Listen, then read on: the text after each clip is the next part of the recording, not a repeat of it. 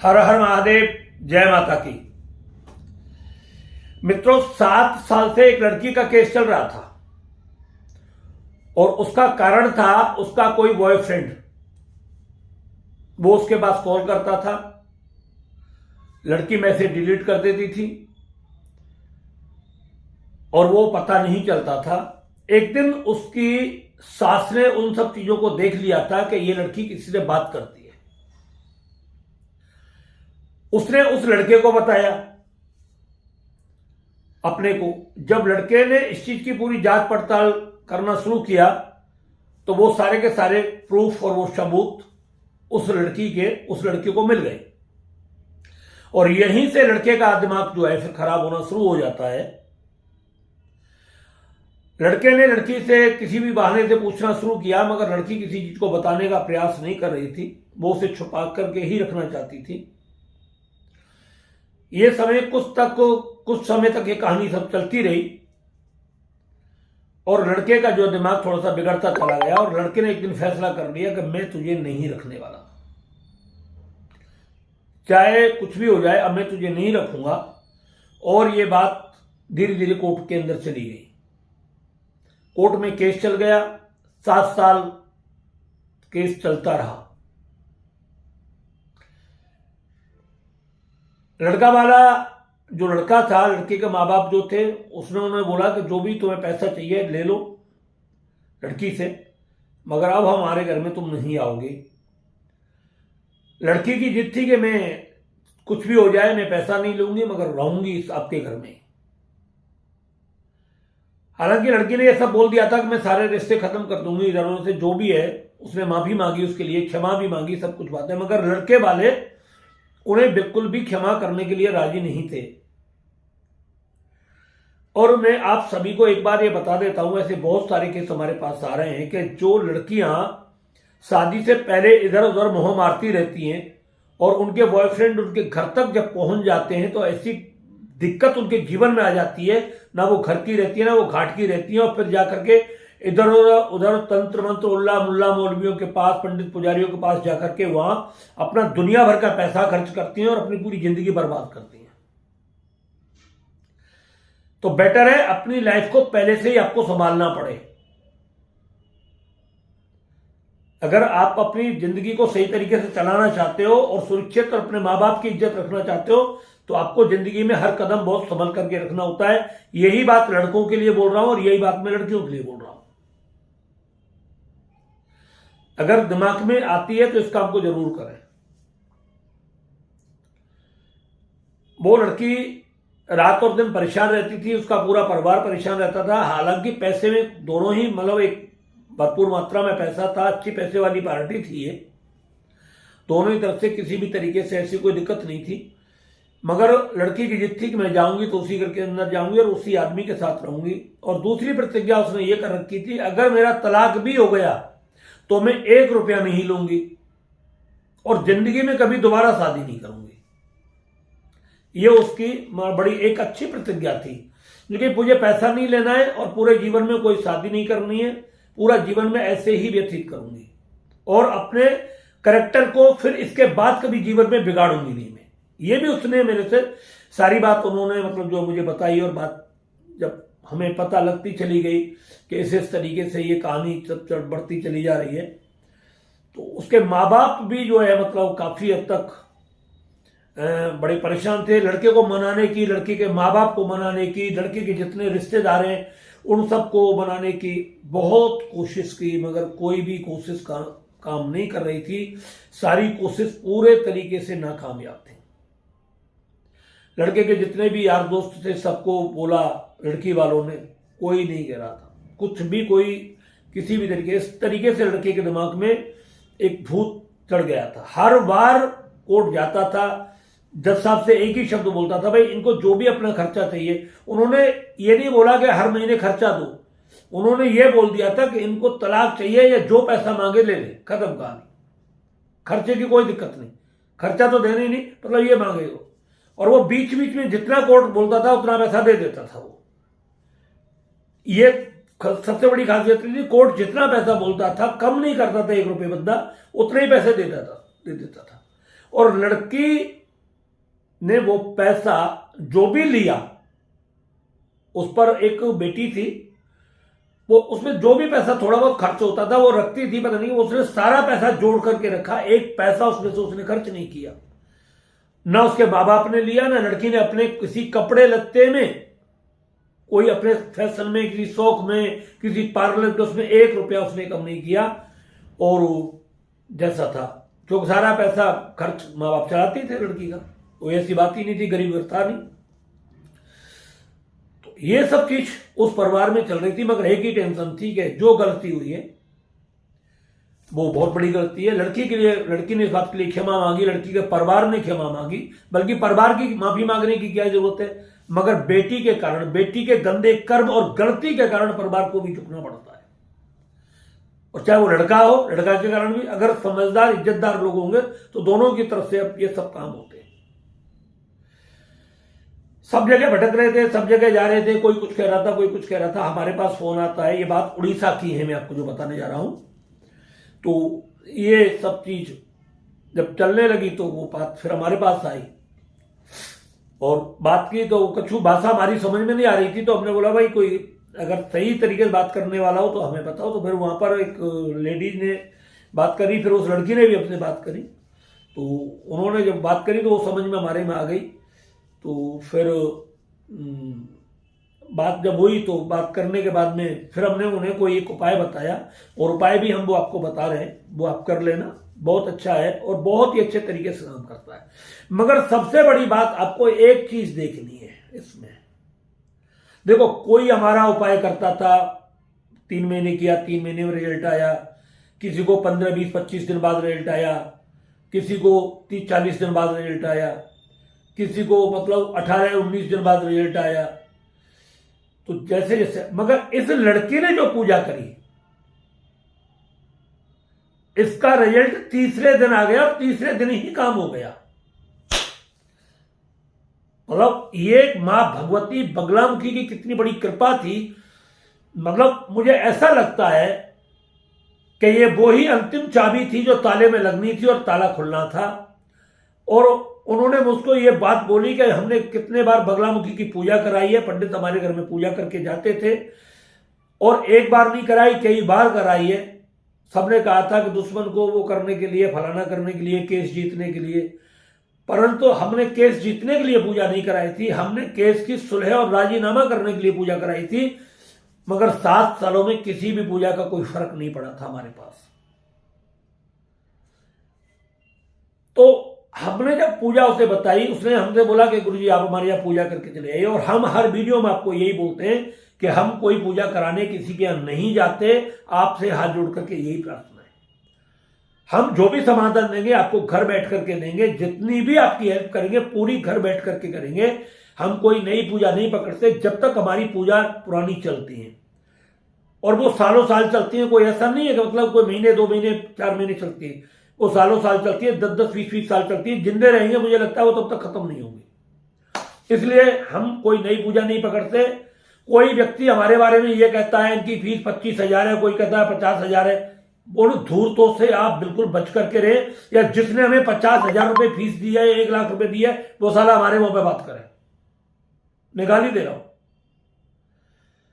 जहां हमें पूजा करनी होती है, जो श्रद्धा से हमें मिलता है, जिन घरों में पूजा कराते हैं मां भगवती की कृपा से, वो हमारे लिए बहुत पर्याप्त मात्रा में होता है। वो हमारे लिए, उसका 1 रुपया भी हमारे लिए बहुत पर्याप्त मात्रा में होता है। और भगवान की कृपा से वो हमारे परिवार के लिए बहुत लाभदायक होता है और पूरे आनंद में रहते हैं।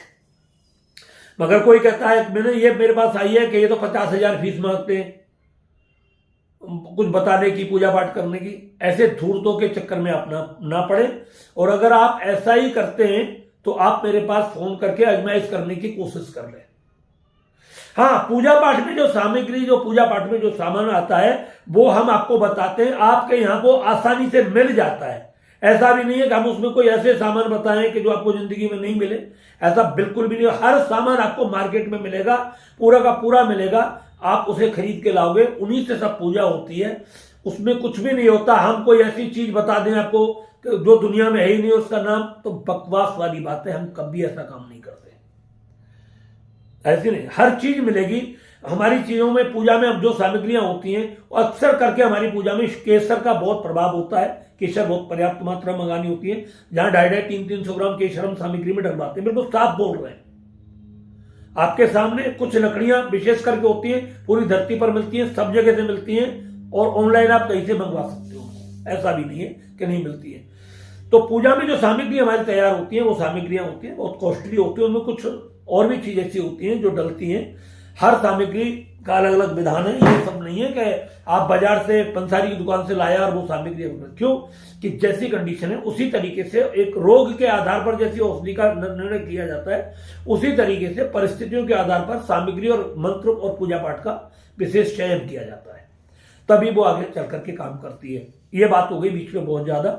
मेन बात आपको बता दूं, सारी बात जब हमने लड़की की सुन ली नहीं, और लड़की की सुनने के बाद हमने पता लगा, एक निर्णय निकाला मैंने कि आपको मां बगलामुखी के सामने 14 के दिन से कृष्ण पक्ष में एक मां की तस्वीर लेकर के आए, लाल पीले कपड़े पर उसको बिठाएं, उनका आसन विराजमान करें, और आप मतलब जो है एक शुद्ध देसी गाय का घी का दीपक जलाना है, धूपबत्ती अगरबत्ती पंचोपचार से मां का पूजन करें, और रात्रि के 12 बजे के बाद, 12 बजे या 2 बजे के बाद में, और आपको जितना भी बन जाए एक संकल्प ले ले मां के सामने कि मैं उस अपने आदमी के लिए, स्तंभन की देवी है मां बगलामुखी, एक बात ध्यान रखना। मगर आपने कहा इसमें एक संकल्प आपको ये लेना है, आकर्षण के लिए, मेरा पति मेरी तरफ आकर्षित हो जाए और वो मुझे मेरे घर से ले जाए। यानी कि 10-11 दिन, 20 दिन, 21 दिन का जैसा आपका समय है उस तरीके से आप उसको संकल्प ले लेना, और संकल्प लेकर के जितना आपसे पाठ हो जाए एक ही क्रम में बनाना। उस पाठ को 5 बार सहस्त्र नाम का पाठ करना है, या 10 बार कर सकते हो, जितना आप सहस्त्र नाम का पाठ कर सकते हो। जितना पहले दिन करोगे उतना ही लगातार करना है। एक माला आप मतलब जो है बगलामुखी 36 मंत्र अक्षर वो है वाला, उसका आप जाप कर लेना, मूल मंत्र का, और मन की बस मां से प्रार्थना कर देना, आप इस कर देना। तीसरे दिन रात्रि 4 बजे करीब, 5 बजे करीब, तीसरे दिन की बात बता रहा हूं मैं, तीसरे दिन वो लड़का जगता है, और जग करके उस लड़की को फोन करता है, बोले दोबारा जिंदगी में कोई गलती तो नहीं होगी? बोले नहीं होगी। बोले सुबह आ जाओ, मैं आ रहा हूं घर पे लेने के लिए। और वो लड़का बस अब उस लम्हा पर पहुंचा, सबसे मिला, खाना वाना खाया, पूरा परिवार एकदम देखता रह गया पागलों की तरह, ये सब हुआ तो हुआ क्या। मतलब समझ नहीं पा रहे थे लोग, मतलब ऐसा क्या हो गया, हम कुछ समझ ही नहीं पाए। और वो एक सीन इस तरीके का था कि जहां 7 साल से कोर्ट के अंदर जा रहा है बंदा, और कुछ बात ही नहीं हो पा रही, कुछ हो ही नहीं, और वो बंदा आज घर के दरवाजे पर आ गया। लड़की को बोल दिया था मैं इतने बजे आऊंगा, गेट खोल देना, मैं आ रहा हूं लेने के लिए। मगर कोई भी परिवार वाला किसी तरीके से कोर्ट केस की और इनकी कोई बात ना करे, और उस पुराने मैटर को पूरे तरीके से भूल जाए, और तुम अपनी जिंदगी से सब चीजों को निकाल देना। 7 साल जो हमारी बीत गई, वो कोई ना कोई हमारा पाप कर्म था, कोई प्रारब्ध था जो हमने भोग लिया, और वो भगवान की कृपा से वो सब कट चुका है। वो लड़के के बोलते, ध्यान रखना ये बात, कोई हमारा पाप कर्म था, वो प्रारब्ध था, वो कट गया है, और अब हमारा एक दूसरा प्रारब्ध है, एक नई जिंदगी हम जी रहे हैं। और भगवान से प्रार्थना करो अब ये पूरे तरीके से चले। ये बात लड़की ने सब पूरे परिवार को पहले बता दी, जो बात फोन पर हुई थी। माँ बाप बहुत खुश थे, जिसकी कोई सीमा नहीं थी, बहुत ज्यादा खुश थे वो। जो भी परिवार के सदस्य ने मेरे से बात की, ऐसा कोई व्यक्ति नहीं था जिसकी आंखों में आंसू नहीं आ रहे थे बात करते, सारे व्यक्ति रो रहे थे। और फिर उन्होंने बताया कि गुरुजी अब मैं आपको बता सकता हूं, यहां से मैंने कोई पूजा नहीं कराई, मैंने कोई पाठ नहीं कराया, मैं उनके घर पे नहीं गया, मैंने उसे कोई देखा नहीं, केवल दोनों के फोटो मंगाए, फोटो देख करके उसकी एनर्जी चेक की, उसका पैसा मैंने 4200 रुपये दिया, 2100 रुपये आपको बता दूं। कुछ थोड़ा सा हमें करना होता है फ्री ऑफ कॉस्ट, उससे हमने बीच में किया उनके में। करने के बाद सारी पूजा लड़की ने की, सारा श्रेय लड़की का गया। 51,000 रुपये हमारे पास आ गए। मांगा 1 रुपया नहीं, 1 रुपया नहीं मांगा, हमने 50 बार उनको समझाने की कोशिश की। बोले गुरुदेव बिल्कुल भी नहीं हो सकता, ये मेरी स्वेच्छा है और मैं इस खुशी में कुछ भी आपको नहीं दे पा रहा हूं। वो आ गए, ऐसे पैसा हमारे पास वो आया था वहां से। बहुत सारे लोग, हमें नहीं पता लगती, पेटीएम पे करते रहते हैं, वो पेटीएम में कोई ना कोई पैसा भेजता रहता है, ऐसा नहीं है कि नहीं भेजता। चाहे कोई 10 रुपए भेजे, कोई 5 भेजे, 1 भेजा, वो उसकी अपनी मर्जी है। मगर आज तक हमारी लाइफ में कोई व्यक्ति ये नहीं कह सकता आपको जिंदगी में कि हमसे कभी पैसे मांगे, दक्षिणा मांगी है, कभी जिंदगी में नहीं बोल सकता, और ना कभी जीवन में आप सुनोगे।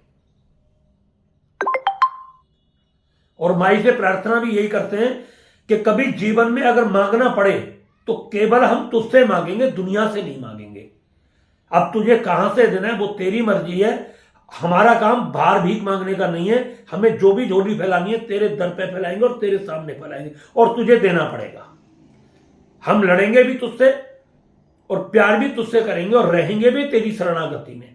ये हमारी प्रतिज्ञा है, और आज तक उसने पूरी की है, और आज तक उसने एक पैसे के लिए कहीं भी हाथ नहीं फैलाने दिया है। ये मां भगवती की बड़ी कृपा रही है। और जहां हमने पूजा करी है, आज वो भी, मतलब एक भी मेरा ऐसा यजमान नहीं है, एक भी मेरा ऐसा व्यक्ति नहीं है जिसके ऊपर एक पैसे का कर्जा हो, चाहे वो अरबोपति हो, चाहे वो खरबोपति हो, चाहे कैसा भी है वो।